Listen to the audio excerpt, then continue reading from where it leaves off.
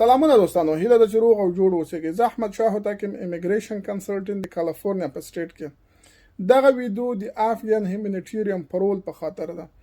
هغه کسانو چې په 2020 2021 یا 2023 کې افغان هیومانیټیرین پرول ته درخواست کړی و، هغوی ته دولت ځینې یا یو اس سی آی اس ځینې کړډیسي نوټس استولی. په دغه کړډیسي نوټس کې ویلي دي چې موږ ځینې نور عوامل او شروط د دې لپاره اضافه کړي تر څو پورې دغه کیسونه موږ اپروف کړو. له هغو شروطو څخه یو دا ده که چیرته څوک اس آی وي کام اپروول ولري یا هم د کورنۍ غړي اس آی وي کام اپروول ولري، موږ د هغوی کیسونو ته حق اولیت ورکوو.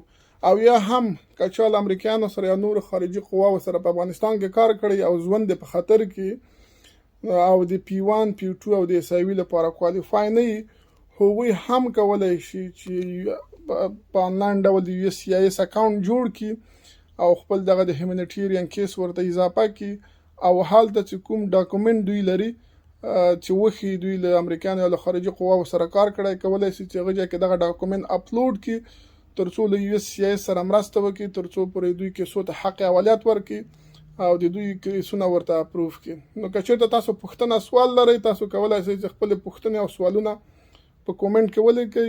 نو انشاءالله موږ به په خپل نوبت سره ستاسو کومنټو یا سوالو ته جوابونه درکړو. مننه.